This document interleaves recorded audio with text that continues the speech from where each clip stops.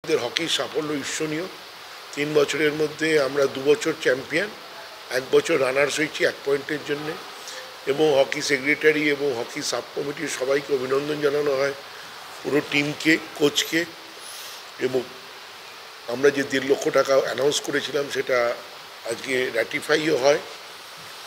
এবং অঞ্জনদার যেটা স্বপ্ন ছিল যে অ্যাস্ট্রোটার্ফে হকি খেলা হবে, এই বছর সেই হকি খেলা হয় অ্যাস্ট্রোটার্ফে।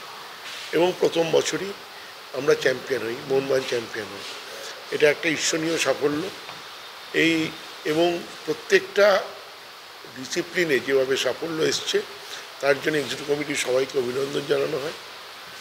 পয়লা বৈশাখ প্রত্যেকবারের মতো বার পুজো এবারও অনুষ্ঠিত হবে। বছরের পর বছর ধরে এটা হয়ে আসছে।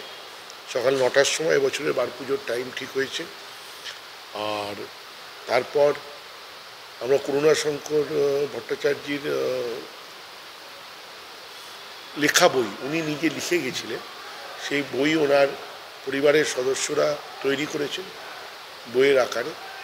এবং তার হবে এতে ওই দিনই প্রকাশ পাবে, ওই মঞ্চেই তার উদ্বোধন হবে। এবং তারপর ঋষি চক্রবর্তী বলে একজন বাঙালি শিল্পী, তার প্রোগ্রাম আছে। এই যে অনুষ্ঠান, বর্ষবরণ অনুষ্ঠান, আমরা গত 3 বছর হলো শুরু করেছি। তো এই 3 বছরে এবছরও সেই প্রোগ্রাম আমরা রাখছি। এবং আপনারা জানেন স্বনামধন্য শিল্পী অনির্বাণ, যিনি দুর্গাপুজোর বিখ্যাত শিল্পী, তিনি আমাদের এবার সজ্জা, প্রত্যেকবার আমরা কোনো না কোনো শিল্পীকে নিয়ে আসি সাজানোর জন্যে। গত 3 বছর ধরে এটা শুরু হয়েছে। এবছর অনির্বাণ, আপনারা যারা পুজোর সঙ্গে জড়িত অনেকেই জানবেন, তিনি এবারে আমাদের এখানটা সাজাবেন। তো এই আলোচনা হয়েছে। আর আমাদের একটাই অস্ত্র, সেই অস্ত্রটা হচ্ছে পায়ে ফুটবল। ওদের গোলে বল মেরে সেইভাবেই ওদেরকে বদলা নিতে হবে।